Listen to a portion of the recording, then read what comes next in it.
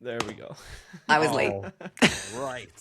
You know what it is. You know who it is. We are back with another episode of the BG Perform podcast with my co-host, Coach Jerry Hayes, and a special guest, Candace Dixon, head of marketing, right? Is the exact Chief Marketing Officer. Chief Marketing We'll be formal. Officer All for right. OPEC at the moment, but has been everywhere. You told me in the past. You've had a ton of different marketing. I'm not a spring chicken. I've been marketing for 23 years. Yeah. Started in the ad agency world, so worked on a lot of like Fortune 500 brands. Also, one of my favorite things I ever did was develop the Army Strong campaign, really? which was amazing. Wow. And then I was CMO of bodybuilding.com for about 6 years and landed at OPEX in Oh, yeah, 2018. right. I always forget. Yeah, the bodybuilding.com. That's Uh-huh. We talk about that all the time. Yeah, we bring that's that where up we like that. started. Little did Me I know too. she got Nick into the army. Yeah, that's crazy. You made Nick go into the army. That's fair. All right. Well, we're gonna get into all that. So today, I know I've kind of said in the past I don't really want to do interviews, but this was different, and I think that with the interview process, I want to bring people on that I think have something to actually like truly give to the community and truly give to the people that might listen, whether it be coaches or just people in general. And I think probably the most important thing is marketing. I think everybody could be better at it. And I think Jerry and myself can both say we suck at marketing. I Maybe might do be the not. worst. Maybe we don't suck, but I Yeah. think it's definitely something we can all improve on. And I think that anytime I get the chance to talk to Candace, I've sat down and talked with you probably 4 or 5 times now, just being like, I need to figure this out. I need help. I need some guidance, whatever. And she's always there to help. So Amen. I'm excited today to let her dive into a couple of things. We got some questions. Jerry's got some questions. I got some questions, and we're going to dive into this. But first, just to kind of recap, Jerry, how's the last week been? Last week's been good, man. Training, I switched it up again. I actually restarted, not restarted, but I started another one of our programs, Transcend, just to continue to grow, and I'm pairing it with some new macros. We're trying to put on weight again, so it's Let's time to go. get a little bit bigger. We're excited. So Macros. sleep's been good, eating's been good. What's that? Said macros. Yeah, if only, right? Just get massive. But yeah, no, it's been really good. Sleep is starting to improve, like now that I'm fully adapted to altitude, and lifting has been getting better too. So I'm excited to see where I go in the next like 6 months, because I'm gonna really dive in. So Beautiful. Dialed in. All right. Candace, anything to add? Work-wise? Training-wise? anything else? Like Oh. life training? Yeah. Life's been great. Training. I've been like on a cut since November, Yeah. a very long cut, and I'm at a place now where I think I'm like, who knows how accurate this is, right? I have an InBody at home, so it's like telling me I'm 8% body fat, and I definitely feel a little stringy, a little flat. So I'm trying to fill back out, get the appetite up, pop in some more carbs, but I train bodybuilding style. I love it. It was my first fitness passion. I've done a lot of other things, but I always come back to it. And being like in my 40s and just trying to have a sustainable approach to fitness that manages my life and work schedule, it is something I enjoy. So I'm mostly a back, shoulders, glutes girl, and my hot girl walks after that. And I love being in the gym. Yeah, me and my the guy I work out with every day, Nick, we've been doing stair stepper every Wednesday. I call it, well, it's been winter, so I've been calling it hot girl winter. I love it. We spend about a half hour on there, and it's literally all surrounded by women. The stair stepper, just like girl, girl, girl. Me and Nick drenched. Girl, Yeah. girl. Getting You're a that cardio glute bunny pump. officially. I'm always dripping sweat. It's like disgusting. Like I look down on the step and I'm just like just dripping out of my face. It's probably hate looking at it. But so let's start here. Obviously, Candace has a huge background on marketing, like she kind of, hinted at the beginning. Give a quick overview on kind of how you got to where you're at now, before we dive into everything else. Yeah, it's been a really interesting journey because my whole life, like growing up, dance, cheerleading, and then I started competing in bodybuilding. and obviously evolved in, I did like, some powerlifting, some CrossFit, some Olympic lifting, some boxing, and came back to bodybuilding. But I've been impacted by really great coaches my whole life, and have so much respect for professional coaches and how they can really shape someone's life in a powerful way. And I was a personal trainer through college, and actually my original major was kinesiology, exercise science. I ended up pivoting to business, almost quarter of the way through my undergrad. But it's always been like a big just yearning in my heart to like be a coach. I fell into marketing on the agency side of the world, and my career just did all these pivots. But now it comes full circle, and I'm in a place where I can blend like marketing and the passion for coaching and changing the industry or elevating the industry with OPEX and Coach Rex. And I get to work with coaches like you guys all the time. And I get to help you grow your practices.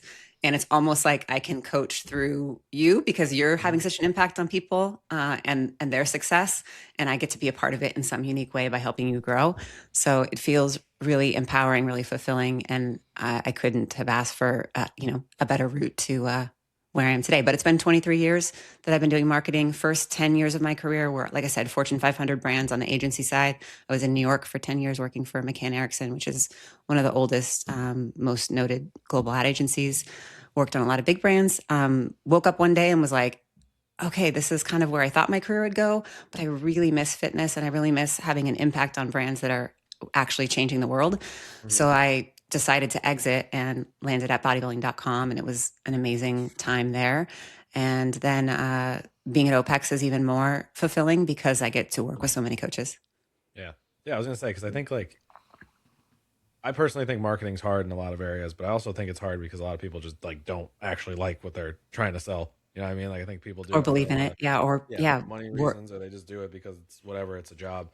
And I feel like hearing that is like, okay, so you had your background in fitness, you were a personal trainer, and then now you got to like essentially market and sell something you like truly believe in through a company you truly believe in, and then like work with individuals like myself or Daniel and that sort of thing, and help those people who are like new. Because I think like we've talked about it in the past, you and I, and then like me and Jerry have talked about it in the past as well. It's like, I don't think any coach likes having to go out there and like market and do all the things that go into marketing, but obviously we like helping people. So like it's kind of that double-edged sword. It's like, I hate doing this, but I have to do this. I have to put the camera in my face. I have to talk, and I have to be creative, and that's a really good thing because it gets more information out there. It raises the level of that. But I also think it's a bad thing because then there's a lot of things that go on, or misinformation, or just we'll call it untested information, right? And it can get, it's not regulated. There's no one like saying what's right or wrong. It's just everybody's opinion. So yeah. Or go ahead. I was gonna say, I sort of have two thoughts on this because I obviously talk to a lot of coaches. Yeah. And I don't think they really hate marketing. I just think they haven't been taught how to do it the right way that feels like it's natural for them. Yeah. And I think what they really dislike is actually selling. Marketing's job is really to make sales easier. Like sales should become a confirmation if marketing is done right, because your marketing should allow people to get to know you, understand your methods, understand who you're for, understand what's unique about you, assess fit, and like pre-qualify themselves. And then when they reach out, the sales process just becomes more of a confirmation on alignment and making sure it's the right fit. And that makes it a lot easier. So I really do think it's mostly the fact that coaches don't like selling. But if they understood how to do marketing from more of like a brand point of view, then I think they would enjoy it more. And so like my personal mission with obviously the Marketing for Fitness Coaches podcast is to help them see and frame marketing differently and help them actually see it as a path to mastery. Because I mean, we work with only professional coaches, right? Yeah. People like yourself who are like, this is my career, this is my passion, this is what I love doing. And you're always aiming to get better and better at the craft of coaching. And marketing now is really, the bulk of marketing is content creation. And content creation is like one of the best paths to mastery because it forces you to show up, forces you to get clear on your values, your beliefs, the things that you want to teach. and refine your message. And every time that you show up better in your content, it's actually making you a better coach. You're better if you can better communicate on camera in your content, you're going to be better at communicating with your clients. So I try to help them see it from that perspective. And it also happens to be a path to mastery that's monetizable because it does grow your business when done right. So I think a thought connected to that is the market is just so different. If we think back to like, 2011-ish is probably when like online fitness coaching sort of started to become a thing and blow up. And in the early stages of any industry or market, you're just showing up, and the fact that you're knowledgeable and you're there and you have visibility, like the knowledge or yeah, the visibility kind of creates credibility. But when the market gets mature and you have to start to differentiate yourself, your credibility becomes your differentiator, right? So Yeah. it's like today, marketing is very different. In the early stages, like of the industry, people were just let me figure out how to automate as much as possible. Let me like create these funnels. Let me squeeze people and force people down these funnels, and like convince them to buy or withhold the knowledge because you had the knowledge, you were in power. But today, like knowledge is so accessible. Everyone has the knowledge. Now it's more about letting the process be client led. They're going to find you and connect with you if your content speaks to them. And then they're going to be in charge of the process. And that puts a lot less pressure on the coach from a marketing and selling standpoint. You just have to show up in your content and be you and actually coach.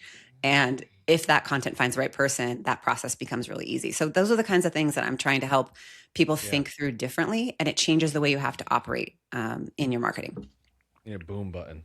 Boom. Like a mic drop button. Because professional Right, coaches right. don't want to be influencers, right? They don't want to be influencers Yeah. and they don't want to be like business gurus. They just Well, and want that's the to thing, and I think coach. it's hard because I don't know if it's just because of that, but like I think a lot of people feel forced to step into that role of like an influencer, right? And it's like you have to give your opinion on everything. You have to have the voice. You have to show up and say, "Hey, you guys," Do the whatever it is. ASMR. ASMR. Yeah. Like you have to show up in some sort of way, and you have to do it in a certain way. When in reality, one of the things that's helped me the most, like even when I, because I've been posting for like 10 years, but like when I first started, I knew it was going to be horrible. I just kind of committed to getting stuff out and I got more comfortable and I just kind of tried to focus on doing posting and instead of it looking a certain way or doing anything.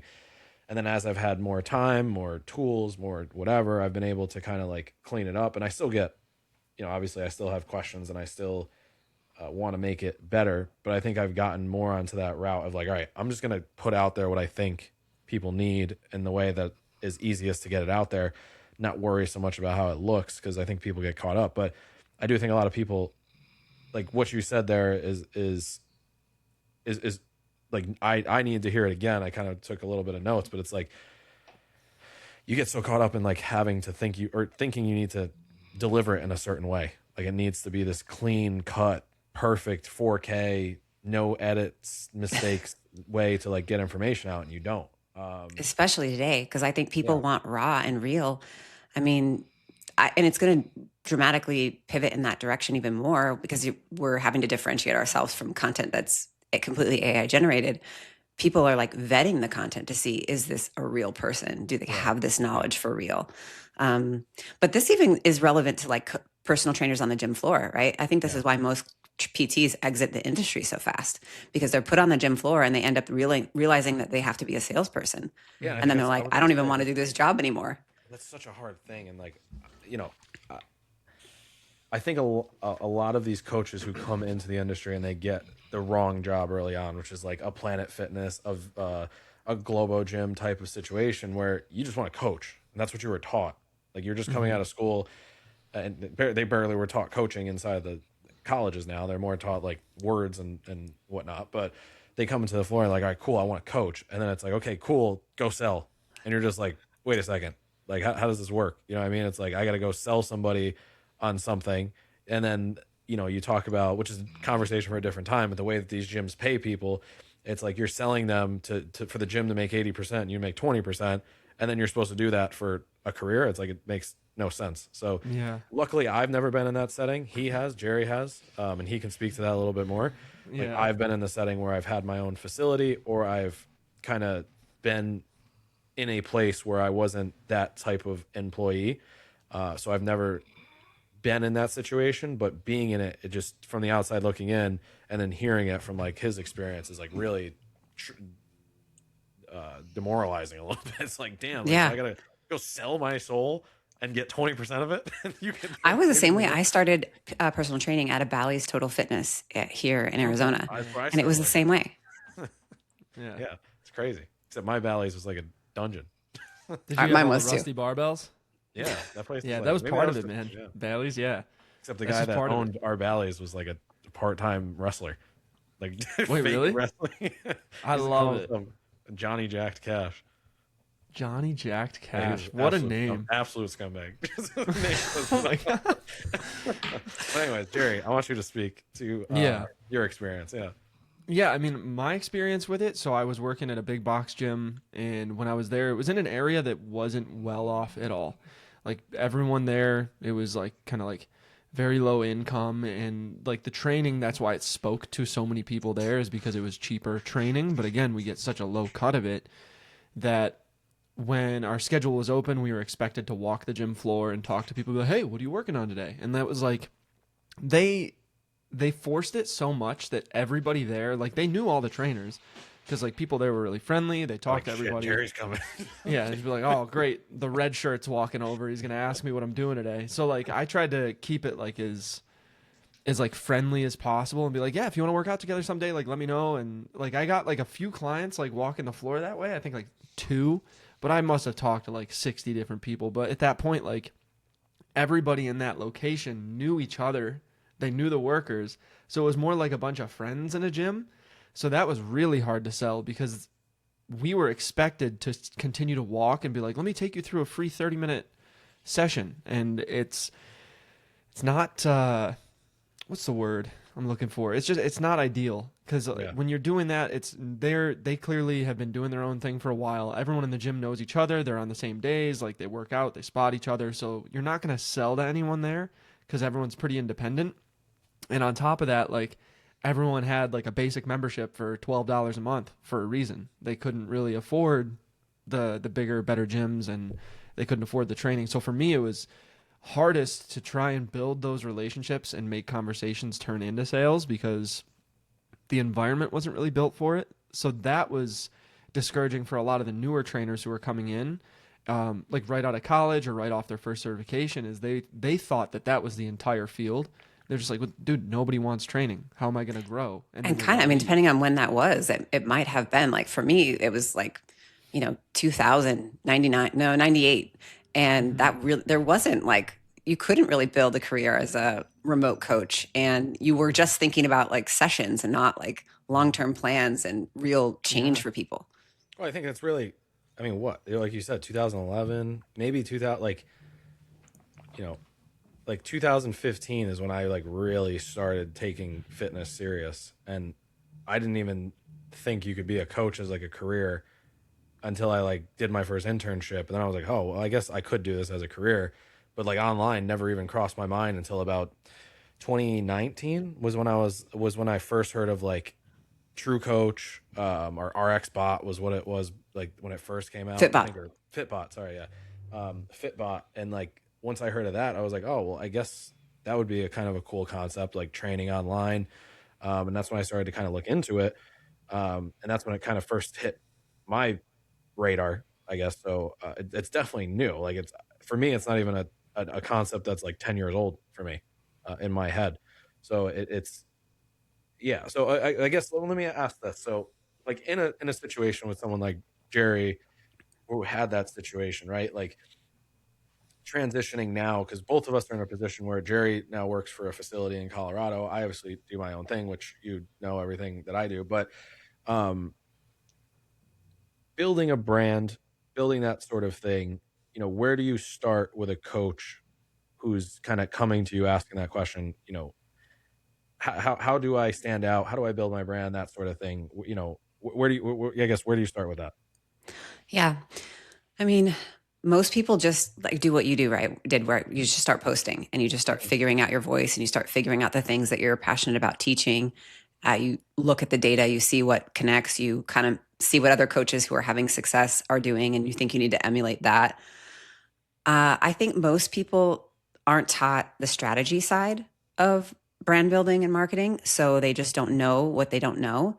So for me, I'm always like, I want you to have the most success possible. So let's like start with the strategy phase and get, your content strategy in place, understand like who is the client that you coach, how do you coach them, what is the problem you solve for them. Let's get really clear on that. Let's define your content strategy, and then from that, let's create a plan that is sustainable for you so that you can play the long game. Because with content, it's not like you're going to have overnight success, and with your coaching content, it's not like you're trying to go viral. Viral content is like speaks to the masses, and it's mostly entertainment content. So even if you do have content that goes viral, it's not going to bring you clients because it's not specific enough to bring you clients.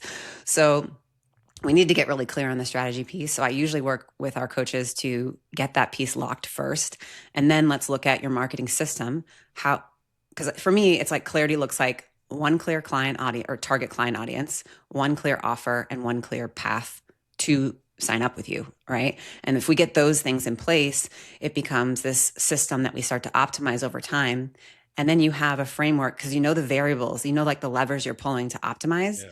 And you know what's working and not working. If you're constantly like speaking to a different target audience or throwing a different offer in the mix, or you have different paths to you, it's so messy, you can't optimize it. And as a coach, or especially as a solo coach, like you don't have teams that are doing this for you, right? You're not hiring a marketing agency or a marketing person to like do this for you. So you're doing it yourself while you're trying to actually coach your clients, and you don't want to be pulled away from actually adding value and delivering for your client roster. Yeah. So it needs to be sustainable. It needs to fit into your workflow. So for me, it's like, let's get those pieces dialed in first.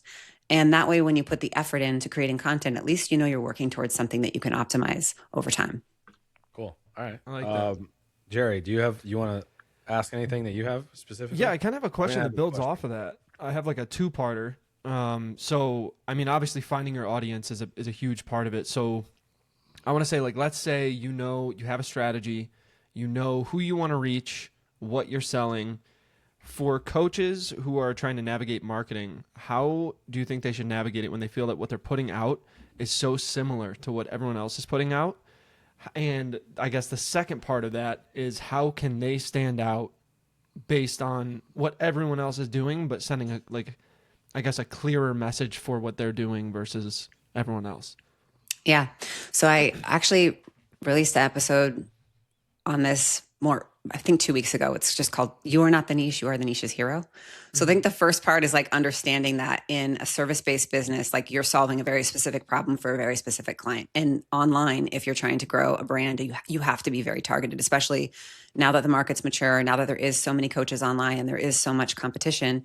That clarity is your advantage in the market. So knowing, who is that ideal person, what problem are you solving for them, and how are you solving it very specifically. And then from there, I had created this framework called the Coaching Content Signature, which helps you shape. I just went through it. It was great. Your core coaching beliefs, the transformational topics that ideal client is constantly searching for, obsessing about, struggling with, and then the style in which you deliver. And that's the basics of the framework. But then there's the overlaps of where those things overlap. So when your beliefs and your transformational topics overlap, that is the area which kind of puts a light on your unique perspective around that topic. When the topics and your style overlap, that's sort of like the energy and the attitude that you bring into your content. And then when your style and your beliefs overlap, that's sort of the way that you express yourself. So this framework helps coaches really go deeper and say, like, this is how I solve these things. This is what I believe to be true. And what I believe to be true is probably very different than what the industry is telling that client. So I think it's very normal initially for coaches to say, like, I'm just going to post like generic fitness tips, or I'm just going to like show my own training and make my page all about me, right? Which becomes a little bit more, I call it selfish content, that's okay if you're trying to be an influencer, but that's not going to necessarily connect to the client that you want to coach. So it's like, you have to know this ideal client like better than they know themselves. You have to go really deep and like obsess about the things that are in their mind, the content they're consuming, the frustrations they have, the daily schedule that they have, all of the challenges that are in their life, and you have to speak to those very deeply so that they actually connect. They see themselves in the content and they're like, this coach has answers that I've been searching for, or this coach helped me shift the belief that I have. I maybe thought that I had to, crash diet and do hours of cardio to lose weight. And this coach is telling me, actually, I need to do these things and I need to think about them this way. So that framework is the reason that I created it, is to help coaches get that clarity and actually find their unique voice. And I made a really simple GPT, which is basically like me doing that process in a consult, but through the GPT, so that they could create that and have success really fast. And that's free. I'll give it to anyone. Just like hit me in the DMs and I'll shoot it your way. But in the OPEX method, I spend a lot of time like going through that process with the coaches and like really digging in with them. And it's not easy work, and it's work that a lot of people won't do. Right. So it's like, if you do it, you have a major advantage. I went through it when you sent it to me last week, I think, and it took me like 30 minutes or so, but I was like, holy shit, like this is sick. Like this is kind of like ask me questions. It's taking me down the right way. I was kind of like imagining your voice talking to me too, obviously, because I talk to you a lot.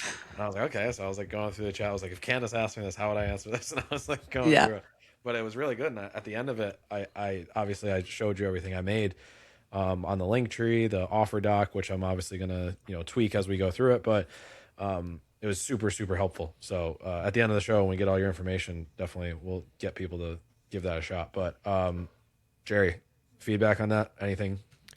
That was good. The point that I liked that you made was like knowing the client better than they know themselves, and getting that specific. Sometimes like it's funny because I know the people that I'm trying to reach, and I think like, how do I get their attention? And like as simple as it is, like I didn't even think of like just know what they're looking for, And it's kind of like let's go through an example. Like what kind of client do you love working with?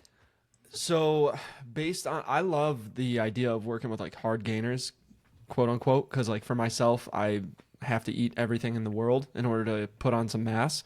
So for me, like I like the idea of helping other people realize they can track their food, they can gain weight, they can gain strength, and maybe the information that they have right now could be correct, but they're not just diving in enough to make that change. So that's super cool. So if you think about a hard gainer's mindset, and then you have to think about the stages that they would go through to be ready to make a decision to work with a coach.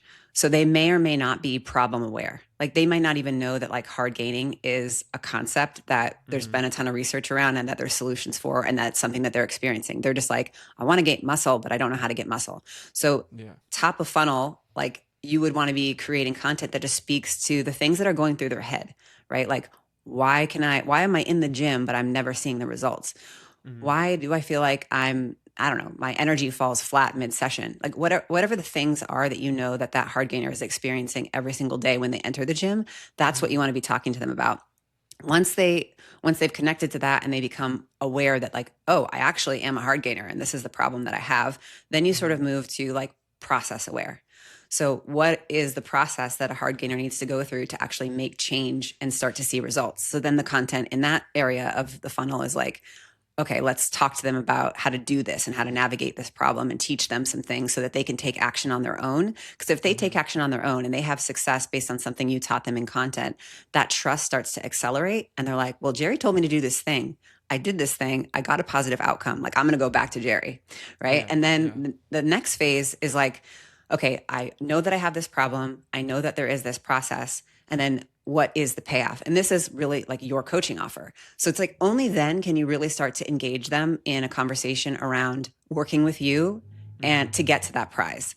They're not ready to hear like work with me to have these results right now, right? Because they don't even know if they have the problem, like, and they're not trust this person too, right. Like, So, and I like to say that like the selling piece really should just happen in the conversations. Like the conversion happens in the conversations. So it's like if you can create the content around the problem awareness and the process awareness, and then get them into a DM flow with you where you're just having a conversation and you're giving them value, which is kind of leads us into the minimum viable marketing system. Because I'm like, you're putting effort into creating hopefully long form video because you know that people need to spend at least 7 hours of quality time with you to feel that sense of familiarity and trust. So you want to get them into your long form content. I'm like, give them something in the short form that captures their interest and that speaks to them and connects. then get them into your DMs to be able to offer them more value in your long form. Then once they've done that and they've had some chance to like take action, get some results, you can ask them some questions to sort of pre-qualify them a little bit. And then once you know more information about what they're personally experiencing and what they've tried and what's worked and not worked, then you can kind of have the conversation about presenting your offer. So yeah, I think all content that's like in public really should just be delivering value and actually coaching, and then save the sales part for what's happening in DMs. And I think the important piece now is like, again, nobody wants to be funneled or squeezed. Buyer wants to be in control. So I don't love and I don't love pulling coaches away from coaching their client roster to be on sales calls. I just think that's a waste of your time. Then you have to think about, okay, getting them to book a call, getting them to show for the call, getting them, then the follow-up from the call, then presenting the offer. So like all the stages are opportunities for that relationship to fall off and leak. So they never actually see your offer. But if you use your content to do all those things, they pre-qualify themselves and you're like, hey, this is what it's like to work with me. Let me just float you my coaching offer through a doc. They can evaluate it and they can see, is this the right fit for me? Does this coach clearly articulate their process, that they have success, that they proven to me that they're the right coach to get me these results?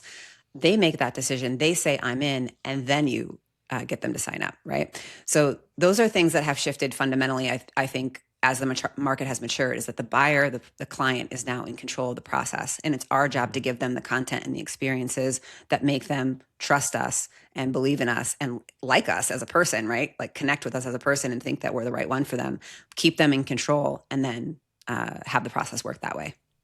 I love that. That's great. Yeah, I think like, and I guess one of the things I take away from that conversation is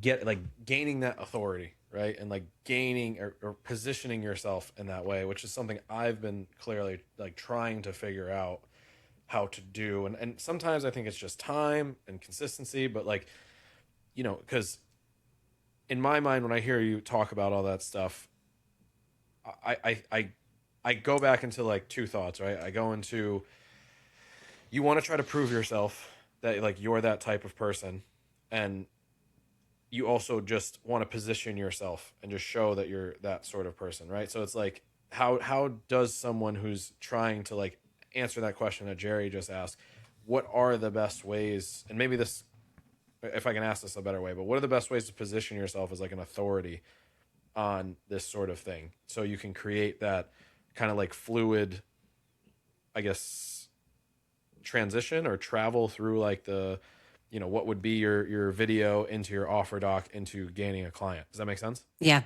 I think so.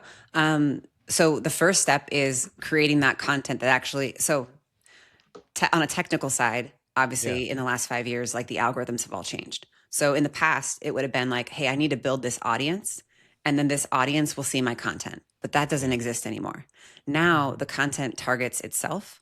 So your content that's why I'm like, you have to define your niche. You have to know the client better than they know themselves, so that you can create content that speaks to where they're at and the pain points and the frustrations and the frictions that they're having, so that the content can actually reach them. Once the content reaches them, if you're delivering value in that content, there's interest there, and then there's connection, and they're willing to take the next step. So then from there, you can start to share your intellectual property. So like your systems, your methods, your frameworks, your beliefs, the results that you've had, showing the proof, if you're teaching something very specific, using stories of client scenarios that have gone through that very same thing, so that the person on the viewing end of the content could see, okay, not only are they like really connecting me on a deep emotional level around this like frustration or pain that I'm having, but then they're also showing me how they've had success resolving that pain for someone who's very much like me, right? So the content has to be very strategic, but that's what you do all day long, right? You're constantly having conversations with your client roster about these very same things. So in the content workflow that I teach, one of the aspects is like document why you're coaching. Document why you coach. So you have this like library of assets, like even if it's creating a screen share of the Loom conversations that you're sending to clients, and then like using that in your content to show how you actually help a client navigate that situation. I mean, all that stuff is just like showing the work, showing proof of the work.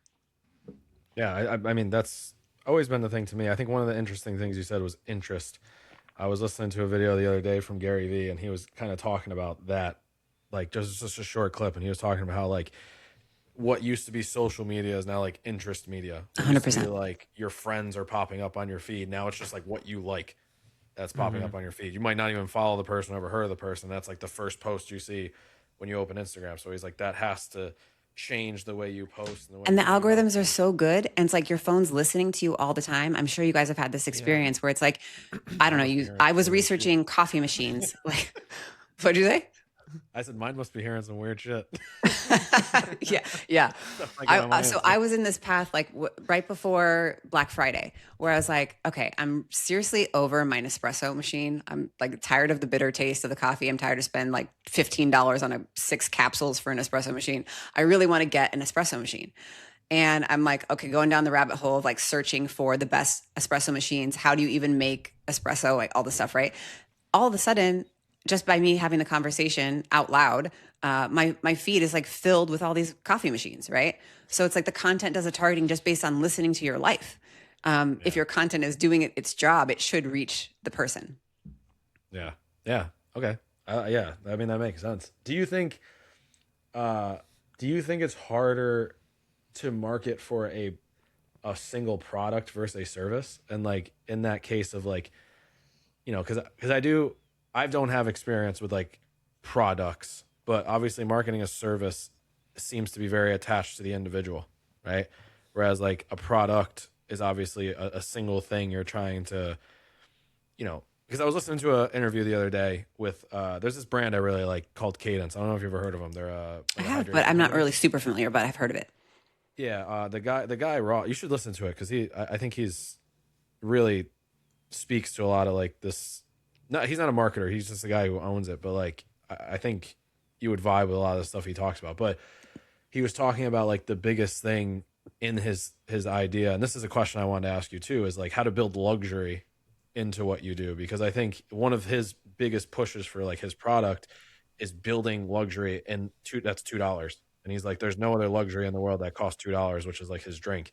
And he was talking about the idea of like you're not like you're selling the product so someone comes back and buys it, because that's like the hardest part usually, like someone coming back and buying it again. So like my mind always goes when I hear that sort of thing, like, okay, like obviously I'm not selling a product, but like in my service, how do I get someone to quote unquote like buy again or come back and create that retention or whatever it might be to keep Kind of like someone brand around. loyalty.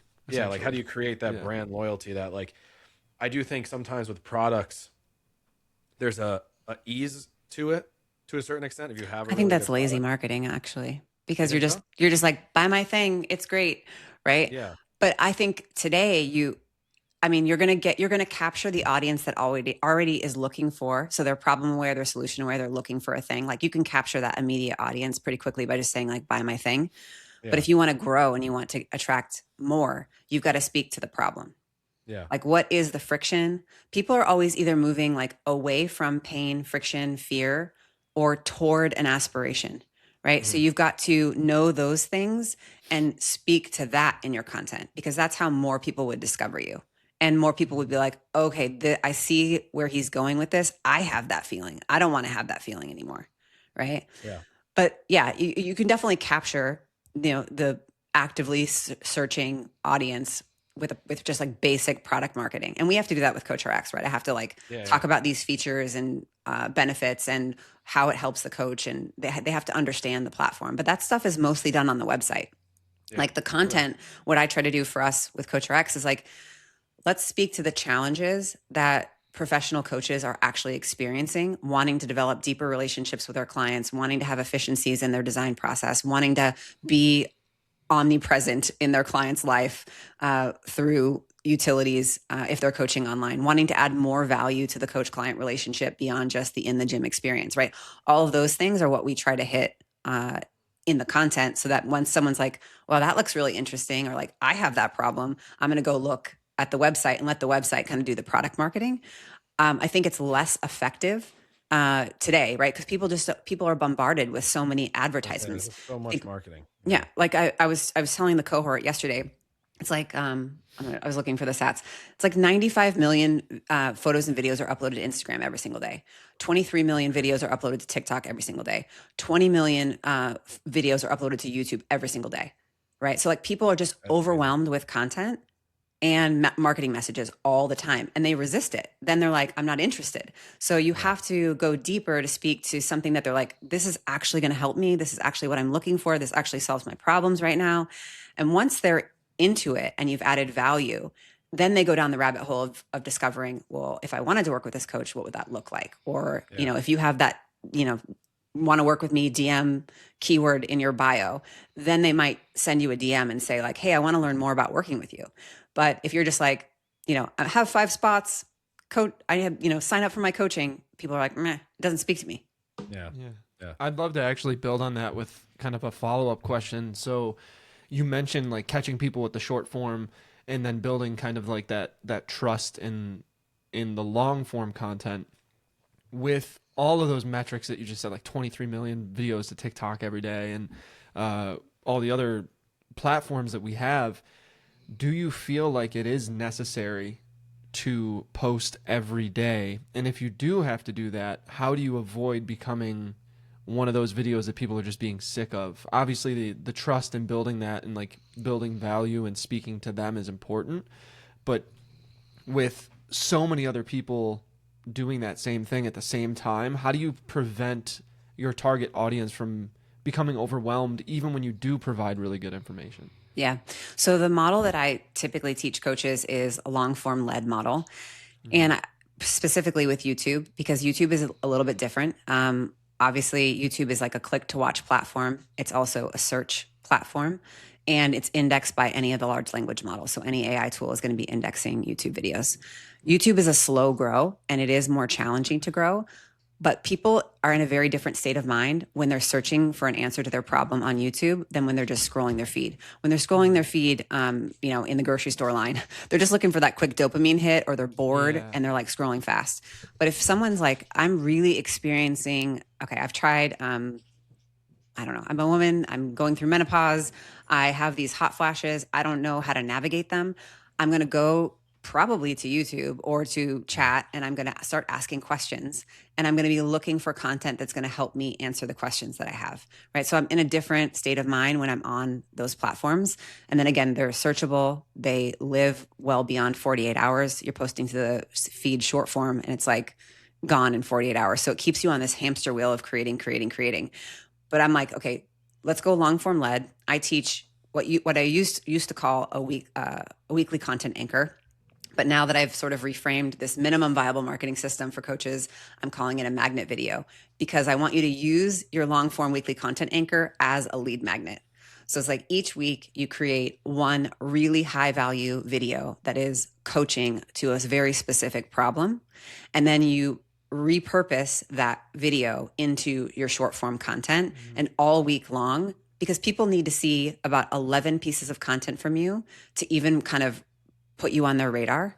So it's like over the course of the week, if you, let's just say you made your long form video, you made daily posts that were from that long form video. Now, the lowest, laziest form of doing that is clipping, right? Just like we're going to do this podcast, we're probably going to make some clips of it for shorts that can create some awareness.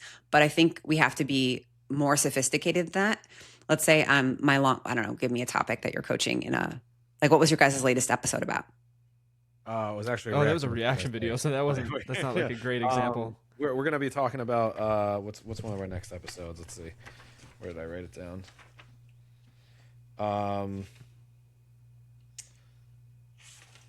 Sorry, I'm just trying to find it. Okay, so we're talking about like transitioning from school into training. So we're going to for the coach, like, specifically. Yeah. Okay, so let's say you do an episode on that, and maybe there are like 3 to 5 really strong points that you guys make in the conversation. Then can we take those 3 to 5 points and actually make a short form to camera video? Can we do a carousel that like talks and gives those points more clearly? Can we do some stories that also hit on those points? But it's like you're not clipping the content, you're recreating short form content that's based on the same theme that's in the video, because the clipping I think it can be effective to some extent, but it's not going to have as much reach as something that's like very targeted and created for short form. So, but yeah, all week long, you're just creating the short form about your weekly content anchor or your magnet video. And the CTA is, hey, if you want to learn more, I've got a great video on this for you. Hit me in the DMs and I'll send you the link, or DM this keyword and I'll get you the link. And then you get them from short form to long form. And that's challenging, right? Because people, again, in the state of mind where they're looking for the quick dopamine fix, they may or may not want to invest in watching the long form at that point. But if it's very clearly solving the problem that they have, they'll come back to it. Yeah. Got it. You know? Okay. So long form into short form, then the short form brings them to the long form, and then from there, that's where you kind of build that 7 hours and that trust component. Yeah, exactly. Okay, that And makes then a it lot of becomes like, okay, what am I doing on YouTube? If I know I have, I know my niche, I know the problem that they're solving, and every week I'm coaching a very specific element of that person's problem, and I have a playlist that's like 15 things that are addressing that specific problem, and the playlist is all linked, or you have like watch this video next in your description, and you're using the end card on YouTube to drive them to the watch this video next. Then they start binging. So the idea is to create a bingeable body of work on your YouTube, but in a slow and steady, sustainable cadence with the weekly videos, right? Okay. So, but over time, you build this library that's answering like every single question you could probably answer about what a hard gainer is struggling with, right? And so they find the one video that you send them maybe through the DM exchange, and then they start watching all your other videos on hard gainers, and they're like, this coach is like the coach who has all the answers around hard gainers problems. And I trust this coach because I've taken action on some of the things they told me to do, and I've had success. And now I want more. So maybe I'm going to reach out to this coach, right? And then it's like in the description of those videos, there needs to be a clear path to get back to you to know how they can work with you. And so from there, I'm often suggesting, a watch this next link, an end card, but then also in the description, ready to get started working with me, DM me this keyword on Instagram, because then they're back in your DMs. And again, the conversion happens in the conversation. You can start to qualify them a little bit, make sure they're the right fit for you, make sure you're the right fit for them, and then ask them to present your offer doc. Okay. So that's kind of the flow with the minimum viable marketing system, is like long form led, short form to keep you top of mind and capture the interest, have an initial conversation, deliver more value with the long form, let them binge, keep them in control. They'll come back to you when they're ready. You qualify them, you present them your offer. They're in or they're out, right? But then you're not wasting time on sales calls. The more people that actually see your offer, the more success you're going to have in conversion. If we went the old way and we were like, my booking link, then you have all those other variables of loss to optimize for, right? So less people see your offer, less people can say yes or no, this is right for me. Got you. Okay. Yeah, that makes a lot of sense. And even hearing you explain it gives me like a better understanding of that. Because I think this sort of system makes content easy to digest. Like even just kind of hearing what you say is like, for example, taking the podcast and having those pieces that we speak about, making content throughout the week instead of just clipping it. It's just like, hey, here's a couple of things we talked about on the podcast this week, make it for short form. Then that leads back to the long form, which then you have all that other, which leads into the DM, which leads into the actual conversation, which at that point, if you've gotten that far, you basically You're invested. And you don't even have to you don't have to sit on the sales call. Cause as a coach myself, I've had, if I had a nickel for every time I had a sales call, wouldn't need to do the sales calls. You know what I mean? But it's just like it wastes. And who wants to sit on a sales call anymore? Yeah, I know. Right? I know. Yeah. Because most of the time when I'm having like sales calls now that are like, I mean, for you as the coach, but also the client. Like the client doesn't want to be sold it's to like on a you're call. They're kind of like, just I want to like know the making information point. that I need to make a decision, and I want to make a decision. Exactly. Yeah. That's a really good, like, I really, that helps me a ton. Like even just listening to that helps me a ton. It's funny. I came into this podcast today. I texted Brandon. I was like, bro, I got 8 banger questions. And like you answered like probably 6 of them with like a few sentences. And I was like, oh my God, it's all making sense. That's crazy. Oh, good. So, I'm like, so for happy me- to hear that. Because honestly, I'm like, if we can just remove all the like crap that people put out there, like Yeah. I do think coaches would actually love marketing if they saw it as a path to mastery, if they saw it as actually coaching, if they saw it as the ability to have impact on more people that they may never coach, but they still are getting that fulfillment of like putting value into the world and building a body of work that they're proud of, they would be inspired to create more. But when Yeah. you feel like you're just selling and it's so transactional, you don't want to do it. Yeah, yeah, and Yeah. I'll be honest. Based on everything you said, like I was piecing things together, and I was putting two and two together. I was like, oh wow, I've actually seen other people in this industry, other industries, use these tactics, and like I've been like, oh, I trust this person. I've seen their stuff before. And like everything you're saying is making sense, and it's like, how did I not piece them together? So there's that aspect, but then also, like you said, I'm finding myself thinking right now, like, oh, what are next steps? What are next steps? And like, I'm getting excited to market a little Yay! more now that it feels less like, hey guys, like influencer, what's up, you guys? Come with me, like that whole Yeah. thing, And you I know? think so another aspect that I teach in the show is like um, what I call value velocity, or like speed to value in your content. It's like you want to cut all the fluff. You want to cut the intros. If you could be hard hitting in the beginning and just speak to the pain, like I'm trying to think of, I mean, a hook on the fly. It's like, I Yeah. don't know, a hard gainer. It's like, I mean, this is something that I've actually seen. Like, for example, other industries, Mr. Beast is one of those people immediately. He's like, we took 14 cars, and it's like he just jumps into videos, and it's like, yeah. no more short attention span loss. Come to me. Because And think it's about like it, that short exact thing. form, the average view duration on short form is less than 3 seconds. Yeah, So if you don't that's crazy. start, they miss it. They're not watching 30 seconds. So this is the other thing I share. Okay, so 7 hours of time for you to build familiarity, build some kind of like, I understand this person exists. That would be 840 30-second reels if they watched all 30 seconds, right? Wow. But we know they watched 3 seconds. So it's probably like 7,000 reels. Yeah. That would just keep you on this So constant you're saying I hamster should wheel break up all forever. my reels in the 3 seconds. Well, I You mean, just keep there scrolling. are some Hey guys, strategies I'm for that. Brandon. Like Scroll. think about like if you just were filming B-roll of your training Yeah. and you just had the text on screen reels that you see.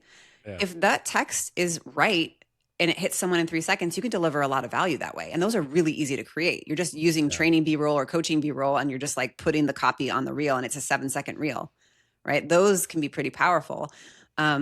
But yeah, so basically my goal with so we launched the Coach RX podcast network last year in May. And my thought was like, okay, I'm always thinking about you guys. How do I help you guys have more success with the content that you're creating? Because we have awesome coaches who are so smart and bring so much value to the world. And you're spending time creating content. And I want to celebrate that. I want to amplify that. So we created the network. I'm doing my best to like create more exposure of the content that you guys are creating. But I was like, hey, if I'm asking you guys to do this and I'm celebrating you, like I should participate also. And it was Yeah. scary for me too, because I'm behind the scenes marketer. I'm not a content creator. So in Yeah. May, when I started the Marketing for Fitness Coaches podcast, I was overwhelmed too. And I'm like, okay, how can I make this sustainable for me with my real job and like doing all the things, but keep the podcast going? What systems do I need to put in place?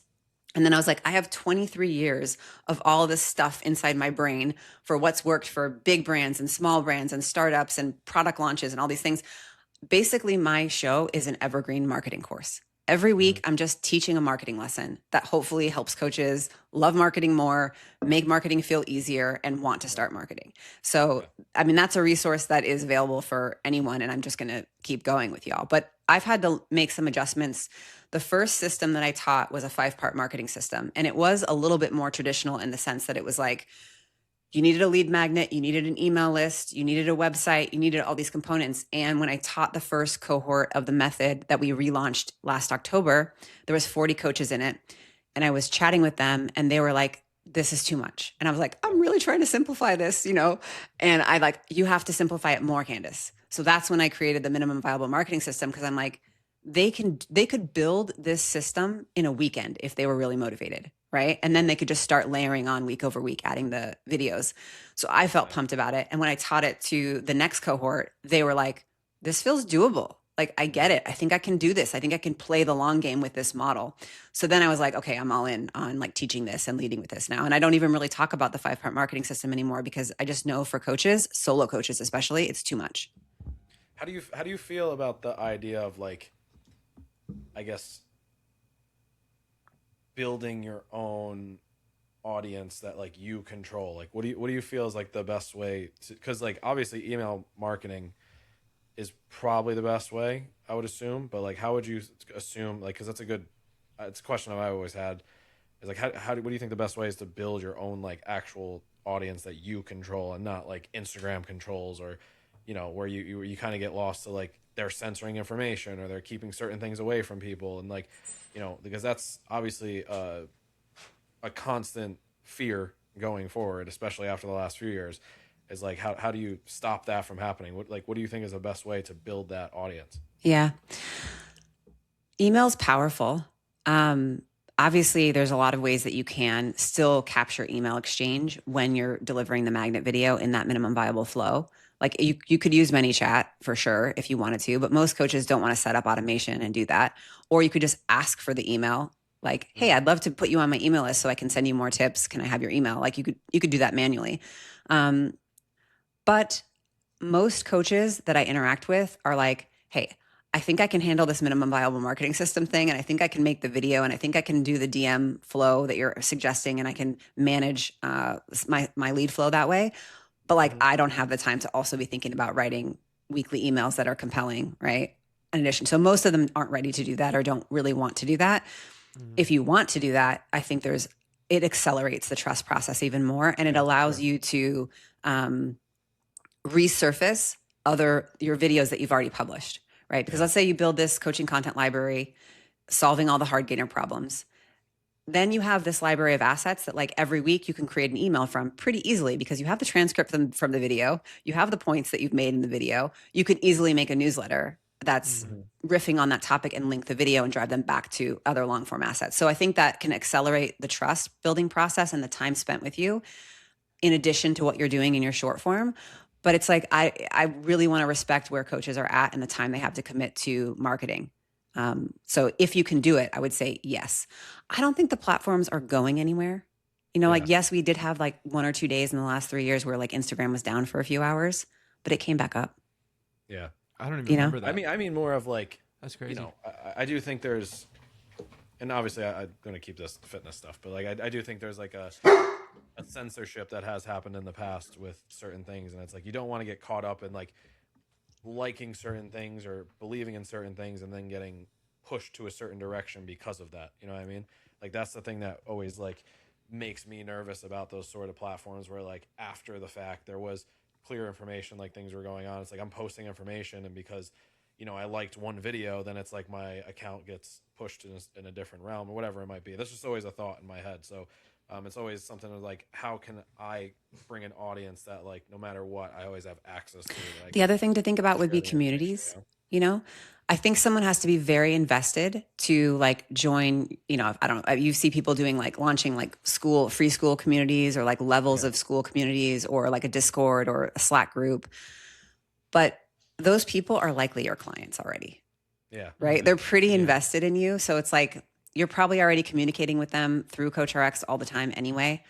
You have their email at that point. So it's like, if you wanted to send them emails, you could easily capture their email from when they signed up. But that's another route to consider if you really wanted to invest in like fostering something that you owned, is thinking about it from a community standpoint. But I think it's challenging to get people to go to those private communities. Yeah. Because where do they spend their time? They spend their time on Instagram, right? No, that makes sense. Yeah, 100%. All right, so we just went over a lot. What would you say is the step for a coach to take after listening to this? Because I think there's a lot of stuff we've gone through, or even like anybody who's listening to this, because I think obviously a lot of this stuff goes into whatever marketing you need to do. A lot of small business owners or people who are selling a service of some kind, like this is of use to everybody. But like, what do you think is that next step that someone takes after listening to this podcast? So I have you, because I made an episode a few episodes ago that is called the 8-Step Marketing Roadmap. And it outlines very clearly the 8 steps that you need to take to build this system and gives you the play-by-play. There's a video, and I also have like an infographic that I can send you or send to anyone that has the 8 steps outlined in them. And literally it's just doing that work.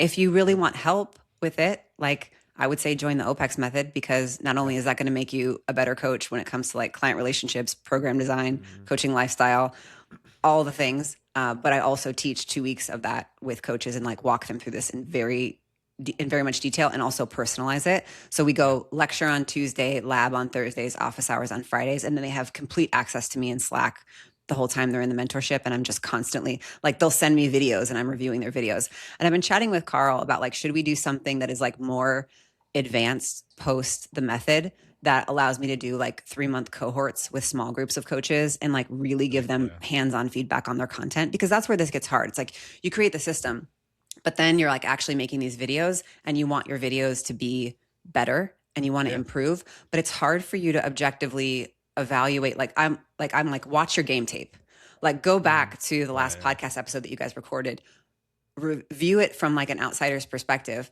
Am I being clear about who we want to coach? Am I being clear about how we coach them? Am I showing proof that I've had success coaching that result before? And is it really clear that if this person is interested, they know how to contact me and they know how to get into my DMs, right?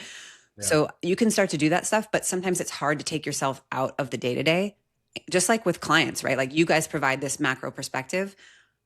It's easier for someone like me to come in and evaluate it and say like, have we tried this? Have we tried this? Could we do this? I think this could be better, right? Because it's all the reps over time, iterating those reps to make every video you publish better and better and moving the needle more.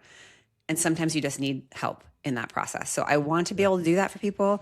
The show has been like my only solution to it for right now, in terms of like, how do we sustain that? But of course, for OPEX ambassadors, anytime you guys have an issue, just DM me and I'm all in to help you.